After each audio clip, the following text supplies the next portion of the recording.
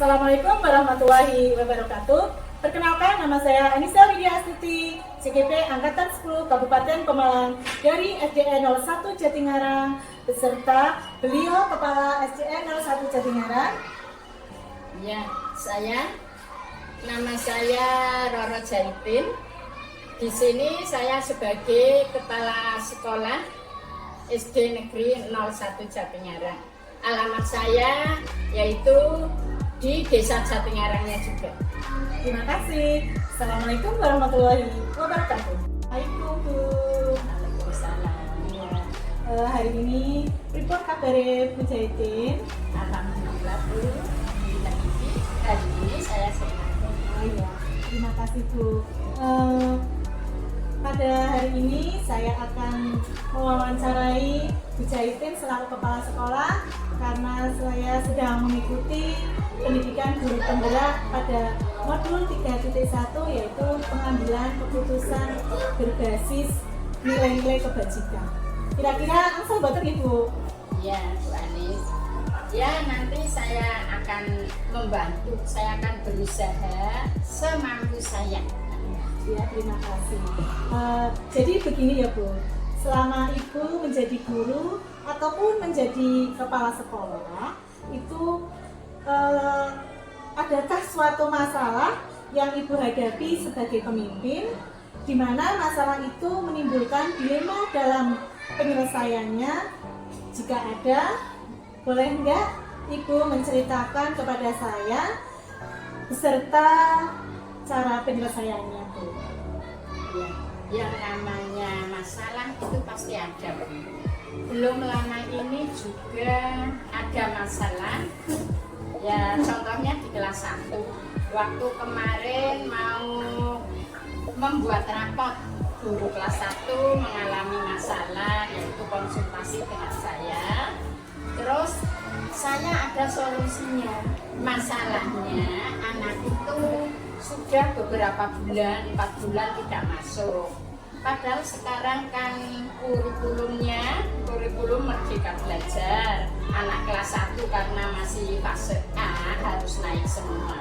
Ternyata anak itu sampai 4 bulan berturut-turut tidak masuk. Jadi saya putuskan anak itu tidak bisa naik kelas. Terus dibuatkan rapor oleh guru kelasnya juga tidak naik kelas seperti itu. Itu nilai-nilai yang di bawah KKN gitu ya. Iya. Kemudian selama ini bagaimana Ibu dapat mengidentifikasi kasus-kasus yang Ibu hadapi atau yang merupakan dilema etika atau rujukan moral itu? Ya, biasanya sih saya lihat kasusnya dulu. Jika kasusnya berhubungan dengan ranah hukum, berarti itu termasuk kasus rujukan moral. Tetapi jika kasusnya tidak berhubungan dengan ranah hukum, itu namanya dilema etika. Apabila jika dampaknya memang benar di satu sisi dan benar di sisi lainnya, itu sudah dapat dipastikan namanya dilema etika. Seperti itu. Jadi itu dilema etika ya Bu ya. Ya, terima kasih. Terus selama ini bagaimana Ibu menjalankan pengambilan keputusan di sekolah itu, terutama untuk kasus-kasus di mana ada dua kepentingan yang sama-sama benar atau sama-sama mengandung nilai kebajikan? Menurut saya sih Bu, lebih memilih nilai-nilai kebajikan yang harus dijunjung tinggi. Karena dengan menjunjung nilai kebajikan seperti keadilan maupun kejujuran, itu akan membawa kebenaran itu sendiri, dan kebenaran itu sendiri akan mengikutinya. Bagus sekali ya Bu ya. Kemudian langkah-langkah atau prosedur seperti apa yang biasa Ibu lakukan selama ini? Untuk masalah seperti itu, Bu, biasanya saya memerlukan 3 tahapan. Tahapan yang pertama, saya mengkonfirmasikan dulu kepada yang berkepentingan. Terus tahapan yang kedua, saya berdiskusi dengan Dewan Guru serta karyawan SD. Nah, tahapan yang ketiga, biasanya saya merefleksikannya itu kalau saya ada di posisi mereka, hal seperti apa yang saya inginkan atau saya diperlakukan seperti apa, itu diterapkan pada diri saya. Sangat luar biasa ya Bu, langkah-langkah prosedur yang sudah Ibu lakukan pada masalah yang sudah dialami dan Ibu harus mengambil suatu keputusan. Kemudian hal-hal apa yang selama ini Ibu anggap efektif dalam pengambilan keputusan pada kasus-kasus dilema etika? Saya rasa semua akan efektif jika kita mengkomunikasikannya dengan baik kepada semua pihak yang berkepentingan, sehingga mereka tahu apa yang terjadi kepada kita dan kita tahu apa yang terjadi kepada mereka. Jadi kolaborasi kerjasama dengan orang tua ya Bu ya, berkomunikasi, selain itu juga sama Dewan Guru lainnya. Kemudian hal-hal apa saja yang selama ini merupakan tantangan dalam pengambilan keputusan pada kasus-kasus dilema etika? Kalau tantangannya Bu cuma satu, yaitu jika tidak adanya keterbukaan dari salah satu pihak. Jadi kasus-kasus dilema ini membutuhkan keterbukaan dari semua pihak dalam mengambil keputusan. Jadi dalam pengambilan keputusan ini harus terbuka ya Bu ya, ya seperti itu. Kemudian apakah Ibu memiliki sebuah tatkala atau jadwal tertentu dalam sebuah penyelesaian kasus dilema etika? Apakah Ibu langsung menyelesaikan dalam waktu di tempat atau memiliki sebuah jadwal untuk menyelesaikannya? Terus bentuk atau prosedur seperti apa yang Ibu jalankan? Kalau masalah jadwal tertentu mungkin tidak ada Bu, tapi kalau prosedurnya jelas ada. Seperti kasus yang saya sampaikan tadi, saya memerlukan diskusi terlebih dahulu dengan Dewan Guru dan dengan staf karyawan sekolah. Dua langkah itu saya ambil untuk mencari solusi terbaik bagi semua pihak. Seperti itu ya Bu, sangat luar biasa Bu untuk solusinya. Mudah-mudahan nanti saya juga bisa meniru apa-apa yang sudah dilakukan dalam pengambilan keputusan Ibu Zaitun. Kemudian, adakah seseorang atau faktor-faktor yang selama ini mempermudah atau membantu Ibu dalam pengambilan keputusan dalam kasus-kasus dilema etika ini? Intinya kita itu ya Bu ya, selalu membangun jaringan komunikasi yang baik dengan banyak pihak. Kita juga harus membangun rasa empati kepada orang yang bekerja sama dengan kita. Dengan demikian, kita bisa bekerja sama dalam mewujudkan pendidikan yang baik dapat terwujud. Mungkin seperti itu Bu. Ya, Bu. Terima kasih Bu, berarti harus ada keterbukaan, kemudian empati juga ya Bu, rasa kepedulian sehingga nanti akan terwujud pendidikan yang aman, nyaman seperti itu ya Bu. Iya. Kemudian ini pertanyaan yang terakhir ya Bu, dari semua hal yang telah disampaikan, kira-kira pembelajaran apa yang dapat Ibu petik dari pengalaman Ibu mengambil keputusan dilema etika itu? Ya, tentu Bu. Biasanya saya berkonsultasi atau rembukan dengan Dewan Guru untuk mengambil keputusan, terutama yang berhubungan dengan pendidikan. Kita rembukan, tidak saya ambil sendiri Bu, tapi rembukan dengan Dewan Guru dan karyawan sekolah. Berarti ya Bu ya, apa ya istilahnya? Ya itu berkolaborasi saling terbuka dengan semua warga yang di sekolah, terutama guru ya Bu ya. Terima kasih ya Bu sudah berbagi untuk pengalamannya mudah-mudahan nanti saya bisa mengambil ilmu yang sudah saya dapat dari Ibu Kepala Sekolah ya. Terima kasih untuk waktunya. Assalamualaikum warahmatullahi wabarakatuh. Waalaikumsalam warahmatullahi wabarakatuh. Assalamualaikum warahmatullahi wabarakatuh. Perkenalkan, nama saya Anissa Widya Astuti, CGP Angkatan 10 Kabupaten Pemalang dari SDN 01 Jatingarang. Bersama beliau. Assalamualaikum warahmatullahi wabarakatuh. Perkenalkan, nama saya Bumaiti, Kepala Sekolah SDN Gunung Batu, Kecamatan Budek. Terima kasih. Wassalamualaikum warahmatullahi wabarakatuh. Assalamualaikum Pak Bung. Waalaikumsalam warahmatullahi wabarakatuh. Hari ini gimana kabarnya Pak Bumaiti? Alhamdulillah baik Pak Anis. Bagaimana kabarnya Pak Anis hari ini? Iya, sama Pak. Alhamdulillah baik juga.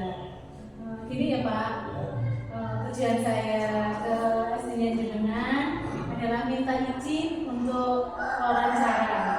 Karena pada tugas PGP ini di modul 3.1 saya diberikan tugas atau kami CGP diberikan tugas untuk mewawancarai beberapa kepala sekolah tentang pengambilan keputusan berbasis nilai-nilai kebajikan. Kira-kira boleh apa tidak ya Pak? Iya, terima kasih Bu Anis atas kepercayaan ya yang diberikan kepada saya untuk bisa diwawancarai. Tentunya ini adalah hal yang positif ya. Bu Anis telah mempercayakan saya untuk diwawancarai. Tentu saja saya sangat terbuka sekali untuk bisa diwawancarai sehingga nanti ke depan tugas-tugas dari Bu Anis bisa berjalan dengan sukses. Amin. Terima kasih ya Pak. Sama-sama Pak Anis. Baiklah Pak, nanti ada beberapa pertanyaan yang akan saya ajukan ya Pak ya. Ya. Yang pertama begini Pak, selama ini ketika Bapak menjadi guru atau mungkin sekarang sudah kepala sekolah, adakah suatu masalah yang Bapak hadapi sebagai pemimpin, di mana masalah itu menimbulkan dilema dalam penyelesaiannya? Jika ada, boleh nggak Bapak menceritakan kepada saya beserta cara penyelesaiannya Pak? Baru pertama tidak sulit ya Bu ya. Pertanyaannya ya. Di sekolah kami, serta saya ini sebenarnya banyak masalah Bu Anis. Kalau kami ceritakan semuanya ini nanti bisa durasinya panjang. Ya. Namun ada satu hal yang ini sedang hangat-hangatnya Bu Anis, bisa kami ceritakan bahwa sebentar lagi akan ada kegiatan Jamboree Ranting Jaminan. Nah, kami di sekolah kami ini merencanakan untuk mengirim 4 perlu. Jadi untuk beberapa baru dan baru. Namun kami terkendala dengan partisipasi dari murid, berbagai macam alasan, sehingga kami mengumpulkan beberapa murid yang terkendala tadi. Sebenarnya apa sih kendala dari mereka itu? Ketika kami kumpulkan, ternyata kami menjumpai satu titik permasalahan, yaitu bahwa mereka tidak bisa mengikuti jaminan atau tidak bisa ikut serta mengikuti jaminan ini karena terkendala dengan biaya. Ya.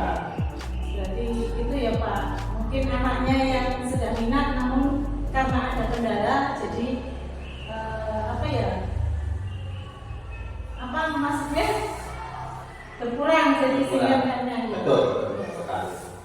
Kemudian selama ini bagaimana Bapak dapat mengidentifikasi kasus-kasus yang merupakan delima etika atau ujian moral? Jika ada kasus-kasus di sekolah kami yang membutuhkan penyelesaian, tetapi semuanya benar ya. Tadi yang saya cobakan di awal tentang anak-anak yang antusias mengikuti jaminan, tetapi terkendala dengan biaya, maka kami identifikasinya sebagai delima etika. Karena apa? Karena karena kasus yang dialami oleh anak tadi adalah semuanya benar, ya. Di satu sisi mereka antusias, tetapi di sisi lainnya mereka terkendala dengan biaya. Akhirnya kami memutuskan untuk anak-anak tersebut yang mengalami kendala biaya kami berikan subsidi sehingga anak-anak yang terkendala tadi bisa mengikuti jaminan. Kemudian untuk kasus-kasus yang bermasalah seperti misalnya anak yang bolos, kemudian anak yang merokok, itu kami identifikasikan sebagai urusan moral karena anak yang bolos kemudian anak yang merokok itu tentu saja adalah tidak dibenarkan oleh sekolah. Jadi kami mengidentifikasi untuk kasus-kasus tersebut itu sebagai urusan moral. Ya, terima kasih Bapak. Kemudian selama ini bagaimana Bapak menjalankan pengambilan keputusan di sekolah Bapak, terutama untuk kasus-kasus di mana ada dua kepentingan yang sama-sama lepas dan sama-sama mengambil nilai kebajikan. Oh iya, tentunya dalam mengambil salah satu keputusan yang semuanya benar itu tidak mudah manusia. Maka saya dalam mengambil keputusan sebagai kepala sekolah, saya melakukan kolaborasi dengan semua guru yang terkait, semua masyarakat di lingkungan sekolah. Kemudian kami melakukan kolaborasi, kami melakukan saling tukar pendapat sebagai bahan pertimbangan, sehingga keputusan yang kita ambil pada akhirnya nanti itu bisa meminimalisir dampak yang ya, sehingga pengambilan keputusan tadi itu bisa diterima oleh semua pihak, tapi dampaknya itu yang paling sedikit dampaknya. Itu Ya, bagus sekali ya Pak ya. Kemudian langkah-langkah atau prosedur seperti apa yang biasa Bapak lakukan selama ini Pak? Prosedur atau langkah-langkah kami dalam menyelesaikan dilema etika tadi ya, Bu Anis ya. Sekolah kami kebetulan telah menerapkan paradigma dilema etika, yaitu memetakan nilai-nilai kebaikan apa saja yang bertentangan, sehingga ketika kebaikan semua kebaikan tapi bertentangan jadi kami petakan terlebih dahulu, sehingga kami bisa mengambil keputusan yang terbaik. Bagus sekali ya Pak, langkah-langkahnya sudah maksudnya memeta-metakan seperti Ya, itu ya Pak. Kemudian hal-hal apa saja yang selama ini Bapak anggap efektif dalam pengambilan keputusan pada kasus-kasus dari etika Pak? Sesulit apapun keputusan yang diambil Bu Anis ya, untuk permasalahan yang sama-sama benar, sebagai seorang pemimpin, keputusan yang saya ambil tentunya bukan untuk menyenangkan orang lain, bukan untuk menyenangkan sekelompok orang, tetapi untuk menyenangkan atau yang berpihak kepada murid. Jadi keputusan yang kami ambil itu semata-mata demi kebaikan murid itu sendiri. Ya, berarti untuk kepentingan murid ya Pak? Ya, untuk kepentingan murid keputusan yang diambil. Kemudian hal-hal apa saja yang selama ini merupakan tantangan dalam pengambilan keputusan pada kasus-kasus dari etika ini Pak? Tantangannya jelas tentu saja ada ya Bu Anis ya. Tentu saja dilema etika itu walaupun benar dengan benar itu tentu saja tantangannya itu banyak sekali. Misalnya ketika anak-anak kita dihadapkan bahwa keputusan ini yang kita ambil belum tentu dari siswanya itu atau wali muridnya itu bisa menerima bahwa keputusan itu yang harus dilakukan. Tetapi karena kami telah berkolaborasi dengan rekan-rekan guru yang lain dan kami mengambil gambar yang buruk, maka keputusan yang telah kami ambil itu sebisa mungkin harus dilaksanakan dengan sungguh-sungguh. Artinya semua keputusan itu jangan sampai belok-belok, sehingga tantangan-tantangan yang kita hadapi itu alhamdulillah kita bisa selesaikan dengan baik. Ya Pak. Intinya berkolaborasi, terbuka gitu ya Pak. Ya betul sekali. Kemudian, apakah Bapak memiliki sebuah skala atau jadwal tertentu dalam sebuah penyelesaian kasus jaringan etika? Apakah Bapak langsung menyelesaikan di tempat atau memiliki sebuah jadwal untuk menyelesaikannya? Kemudian, bentuk atau prosedur seperti apakah yang Bapak jalankan? Dalam menyelesaikan sebuah masalah yang terjadi di sekolah kami, Bu Anis ya, kami tidak memiliki jadwal khusus, Bu Anis. Berarti permasalahan yang terjadi misalnya saat itu ada masalah, maka secepat itu juga kami berusaha untuk menyelesaikan masalah. Agar apa, Bu Anis? Agar permasalahan yang terjadi itu tidak berlarut-larut sehingga menjadi bola liar yang semakin besar. Nanti akhirnya juga akan mempersulit kita sendiri. Jadi begitu ada masalah, bahwa sekecil apapun kami berusaha untuk secepatnya untuk menyelesaikan masalah itu. Intinya kami tidak memiliki jadwal khusus, hanya saja ketika ada masalah secepatnya kami akan menyelesaikan. Berarti langsung diselesaikan ya Pak, tanpa menunda-nunda selagi masih bisa diselesaikan di tempat itu ya Pak? Ya betul, kami dalam menyelesaikan tentu saja mengundang pihak-pihak yang terkait ya Bu Anis ya. Kemudian kita melakukan diskusi bersama-sama. Ketika kita ambil keputusan, maka hasilnya itu adalah keputusan yang bersama. Terima kasih Pak. Kemudian adakah seseorang atau faktor-faktor apa yang selama ini mempermudah atau membantu Bapak dalam pengambilan keputusan dalam kasus-kasus jaringan etika Pak? Betul sekali. Dalam kasus-kasus pengambilan keputusan tentang dilema etika Bu Anis ya, saya secara pribadi itu mengidolakan ibu saya sendiri Bu Anis. Beliau itu kenapa saya idolakan, karena keputusannya itu meskipun tidak menyenangkan semua pihak, tapi menurut saya itu keputusan yang diambil itu adil. Sehingga saya banyak belajar dari beliau tentang pengambilan keputusan, sehingga saya sampai di sinilah saya bisa. Luar biasa ya Pak ya. Jadi berpanutan pada orang tua ya Pak, terutama seorang ibu. Kemudian yang terakhir ya Pak, ini Pak, dari semua hal yang telah disampaikan, pembelajaran apa yang dapat Bapak petik dari pengalaman Bapak mengambil keputusan jaringan etika? Ya.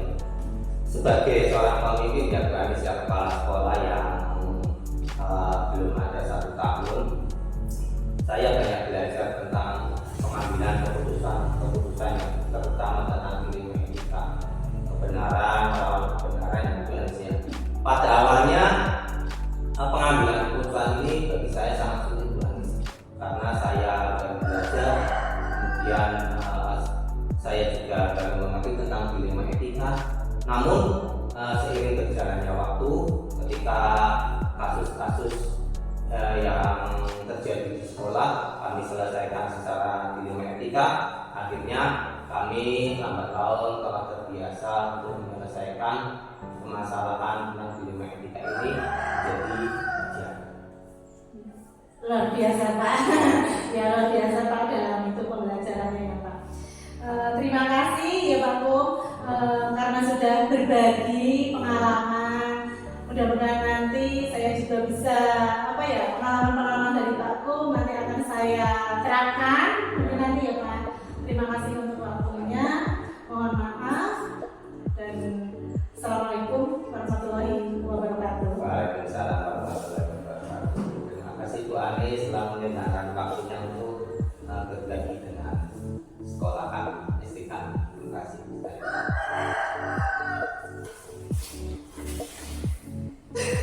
Assalamualaikum warahmatullahi wabarakatuh. Perkenalkan, nama saya Anissa Widya Astuti, CGP Angkatan 10 Kabupaten Pemalang dari SDN 01 Jatingarang bersama beliau. Saya Arahmat, jabatan sebagai Kepala SD Negeri 02 Jatingarang. Terima kasih. Assalamualaikum warahmatullahi wabarakatuh. Waalaikumsalam warahmatullahi wabarakatuh. Assalamualaikum Pak Rahmat. Waalaikumsalam warahmatullahi wabarakatuh. Ipun Pak Arma, kabaripun? Alhamdulillah sehat. Ya, alhamdulillah ya Pak, semoga sehat-sehat selalu. Ya. Jadi tujuan saya kesini adalah sebagai tugas saya karena saya sedang mengikuti pendidikan guru penggerak. Kemudian saya sudah sampai pada modul 3.1 dan tugas saya adalah mewawancarai beberapa kepala sekolah dalam pengambilan keputusan yang mana nanti sebagai seorang pemimpin dapat menyelesaikan kasus tersebut. Seperti itu, Pak. Jadi begini, Pak, selama Bapak menjadi guru ataupun kepala sekolah, adakah suatu masalah yang Bapak hadapi sebagai pemimpin? Di mana masalah itu menimbulkan dilema dalam penyelesaiannya? Jika ada, boleh nggak Bapak sedikit cerita kepada saya dan bagaimana cara penyelesaiannya tersebut, Pak? Terima kasih Bu Anies atas pertanyaannya. Ini Bu, jadi yang namanya dalam kehidupan sehari-hari itu tidak luput dari dilema. Apa itu dilema?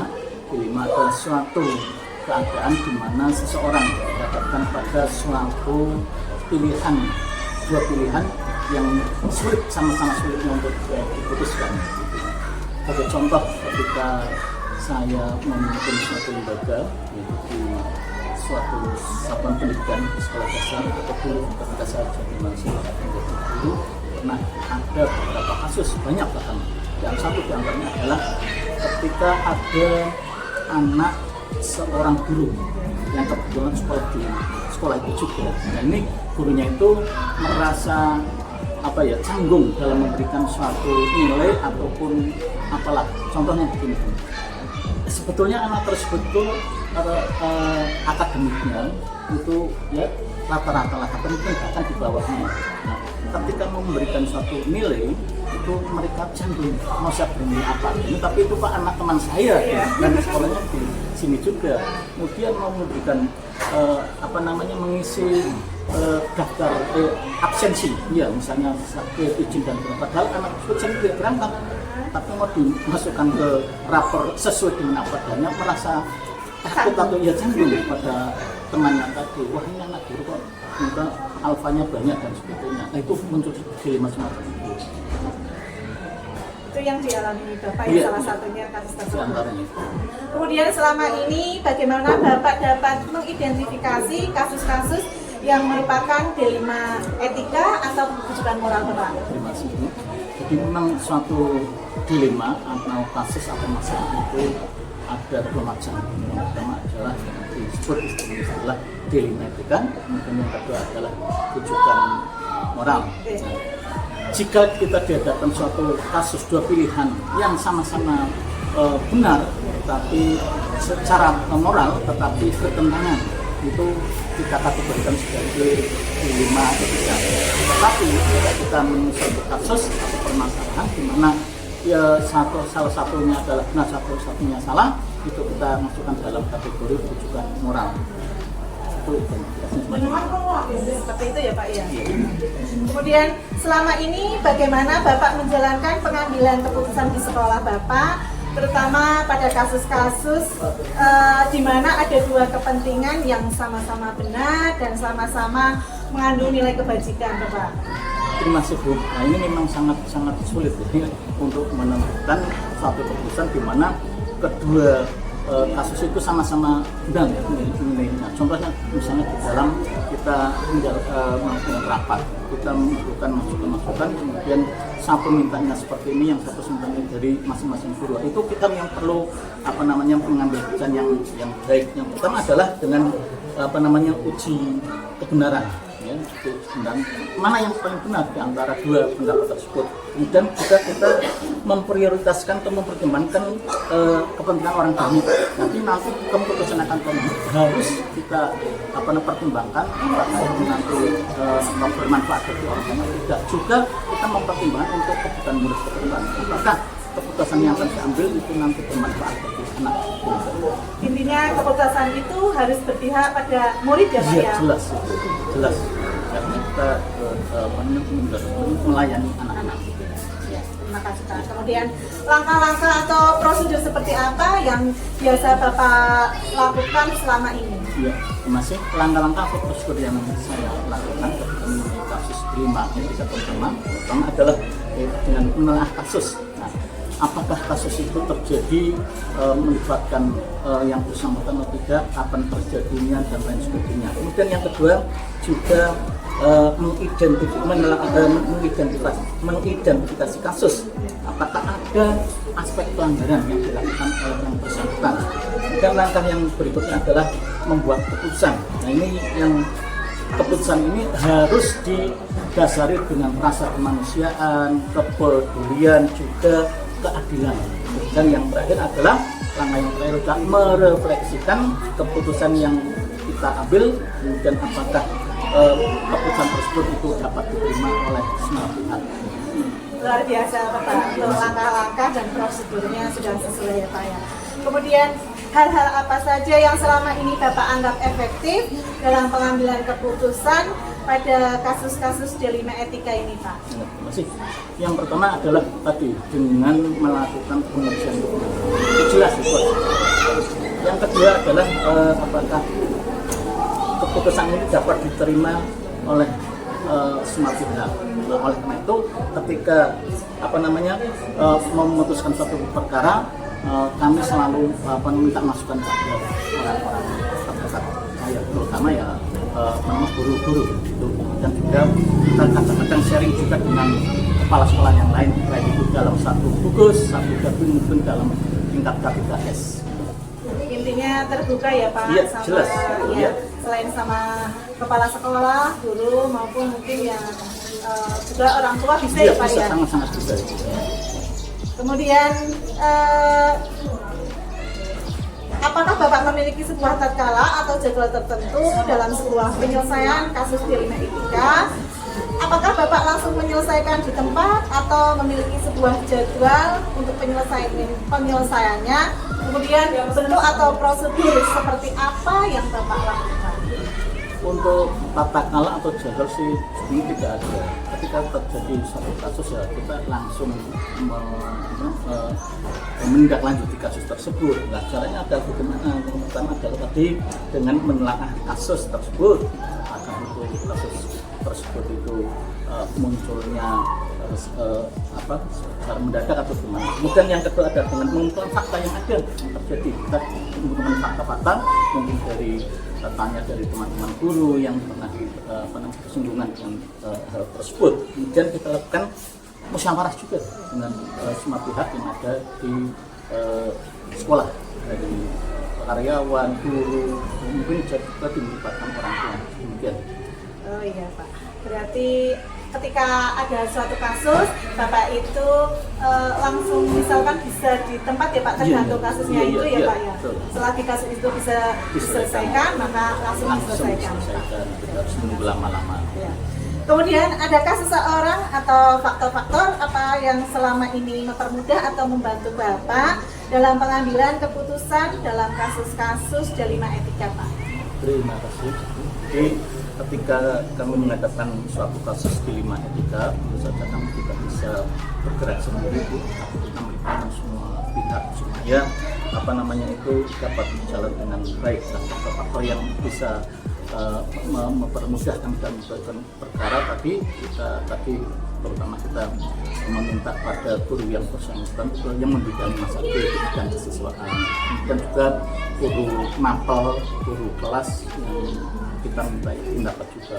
Bukan kalau lebih luas lagi ya kita kadang-kadang sharing, kita berkomunikasi dengan teman-teman kepala sekolah dalam satu gugus. Jadi nanti kita dengan hal semacam itu mempermudah kami dalam memberikan keputusan, mengambil keputusan.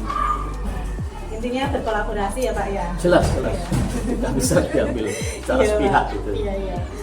Kemudian untuk pertanyaan terakhir ya Pak, dari semua hal yang telah disampaikan, pembelajaran apa yang dapat Bapak petik dari pengalaman Bapak dalam mengambil keputusan dilema etika Pak? Terima kasih Bu. Jadi yang namanya suatu keputusan diambil itu tidak ada bahasanya, tidak ada keputusan yang sempurna. tidak ada keputusan yang bisa memuaskan semuanya atau intinya kedua belah pihak. Pasti ada satu pihak yang merasa dirugikan atau apalah, tetapi kami berusaha untuk memberikan pengertian kepada mereka khususnya yang tidak puas bahwa ini adalah semuanya demi kepentingan bersama, demi kepentingan anak-anak, demi kepentingan sekolah yang lebih besar, bukan per individu. Ya, luar biasa Pak dalam penyampaiannya. Terima kasih Bapak sudah memberikan saya waktu, sudah berbagi pengalaman, sehingga nanti mudah-mudahan saya juga bisa mengambil ilmu yang sudah Bapak berikan. Amin, amin, amin. Terima kasih untuk wawancaranya ya Pak. Sama-sama, Semoga Bu. Pak Ar-Rahmat juga sehat selalu, Amin, sehat amin. terus. Terima kasih atas doanya. Nah, itu saja ya Pak. Assalamualaikum warahmatullahi wabarakatuh. Waalaikumsalam warahmatullahi wabarakatuh.